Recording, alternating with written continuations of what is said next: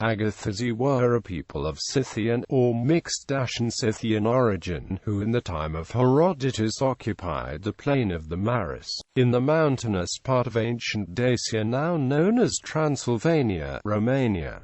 The ruling class seems to have been of Scythian origin. Archaeology. The Scythian arrival to the Carpathian area is dated to 700 BC. The Agathyrsi existence is archaeologically attested by the Saint-Pol inhumation type in the Upper Muresh area of the Transylvanian plateau. In contrast with the surrounding peoples who practiced incineration, the Saint-Pol people buried the dead. These tombs, containing Scythian artistic and armament metallurgy, have moreover been dated to 550–450 BC, roughly the time frame of Herodotus's writing. Archaeologists use the term Thraco-Agathyrsian to designate these characteristics, owing to the evident Thracian elements. At the time of Herodotus they were already absorbed by the native Dacians. History. Antiquity. 5th century BC. Herodotus, writing after 450 BC, localizes the Agathyrsi to Transylvania and the outer parts of Scythia, to the proximity of the Nuri. For the country of the Agathyrsi comes down another river, the Maris, which empties itself into the same, and from the heights of Hemus descend with a northern course three mighty streams, the Atlas, the Oras, and the Tiberias, and pour the waters into it. Quote, after the Tauric land immediately come Scythians again, occupying the parts above the Tauroi and the coasts of the Eastern Sea, that is to say the parts to the west of the Cimmerian Bosphorus and of the Maeotian Lake, as far as the river Tanais, which runs into the corner of this lake. In the upper parts which tend inland, Scythia is bounded by the Agathyrsi, first beginning from the Ister, and then by the Neuroi, afterwards by the Anthrophagoi, and lastly by the Melanklinoi. Later passages of Herodotus's text, related to Darius's campaign against the Scythians, again indicate that Agathyrsi dwelled next to the Neuri, i.e., even east of the Carpathians, somewhere in the western part of today's Ukraine. Herodotus himself distinguishes the Agathyrsi from the Scythians, but he implies that they are mutually closely related. He recorded a Pontic Greek myth that the Agathyrsi were named after a legendary ancestor, Agathyrsis, the oldest son of Heracles and the monster Echidna. Upon this he drew one of his bows and showed her the girdle, and then he delivered to her both the bow and the girdle, which had at the end of its clasp a golden cup, and having given them he departed. She then, when her sons had been born and had grown to be men, gave them names, first calling one of them Agathyrsos and the next Gelonos and the youngest Scythes. Then, bearing in mind the charge given to her, she did that which was enjoined, and two of her sons, Agathyrsos and Gelonos, not having proved themselves able to attain to the task set before them, departed from the land, being cast out by her who bore them. But Scythes, the youngest of them, performed the task and remained in the land. And from Scythes the son of Heracles were descended, they say, the succeeding kings of the Scythians. And they say moreover that it is by reason of the cup that the Scythians still even to this day wear cups attached to the girdles, and this alone his mother contrived for Scythes. Such is the story told by the Hellenes who dwell about the Pontus.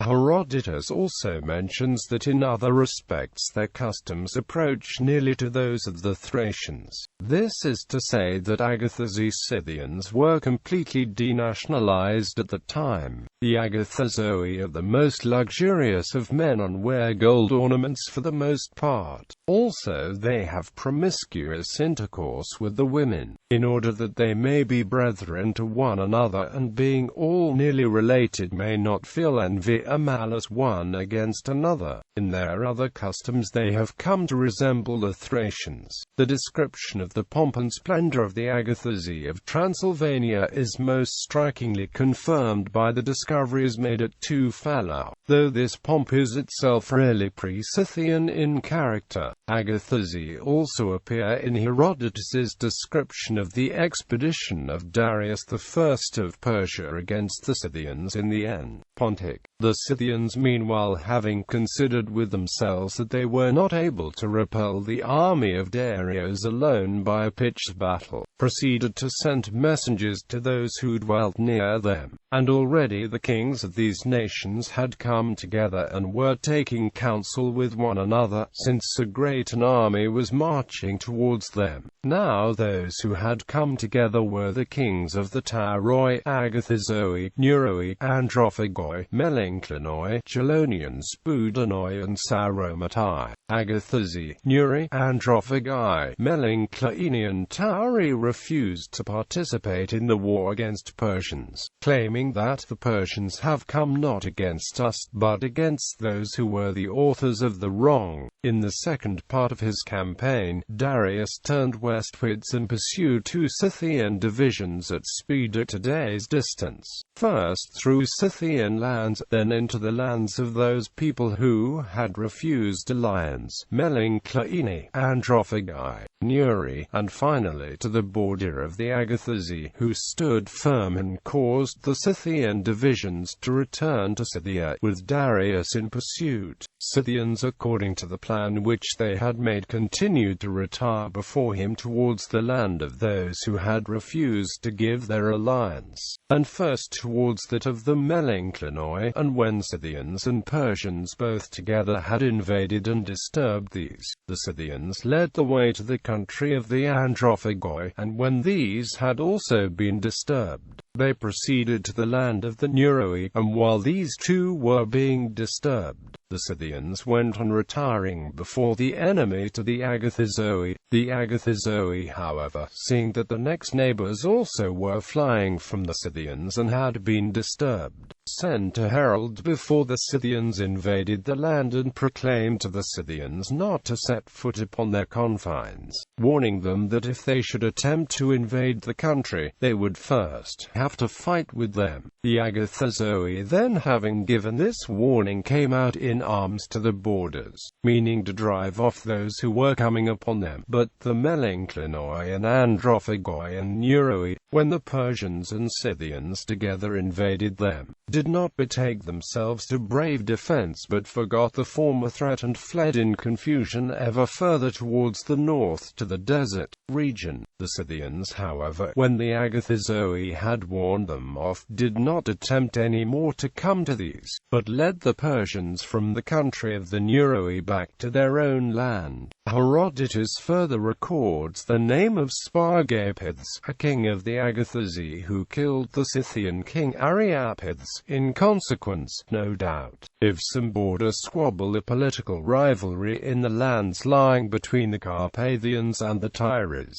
Ariapiths, the Scythian king, had several sons, among them the Scylla, who was the child, not of a native Scythe, but of a woman of Istria. Bred up by her, Scylla gained an acquaintance with the Greek language and letters. Some time afterwards, Ariapiths was treacherously slain by Spargapiths, king of the Agathyrsi, whereupon Scylla succeeded to the throne, and married one of his father's wives, a woman named Opoea. 4th century BC. Aristotle mentions the practice of solemnly reciting the laws in a kind of sing-song to prevent the being forgotten, a practice in existence in his days, also found at Gallic Druids. 82. The body's degrees of rank being indicated by the manner in which this was done, and colored the hair dark blue. Aristotle was the last author to mention them as a real people. Malyankan Helfen, in his World of the Huns, maintains that since then they had led a purely literary existence.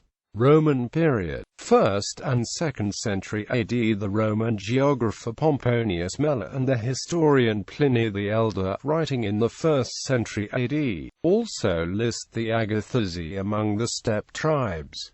Pliny alludes to their blue hair. Leaving Tafre and going along the mainland, we find in the interior the Orkutei, in whose country the Hypanis has its rise, as also the Neuro, in whose district the Borysthenes has its source, the Geloni, the Tosagte, the Budani, the Basilidae, and the Agathyrsi with their azure-colored hair. Above them are the nomads, and then a nation of anthropophagi or cannibals. On leaving Lake Bugis, above the Lake Maeotis, we come to the Sauromatae and the Essidones. This reference indicates that during the 1st century AD, the Agathyrsi lived somewhere in the western part of today's Ukraine. The 2nd century geographer Claudius Ptolemy lists the Agathyrsi among the tribes in European Sarmatia, between the Vistula and the Black Sea. 4th century AD. In the 380s AD, the Agathyrsi are still mentioned by Ammianus Marcellinus in his Res Gestae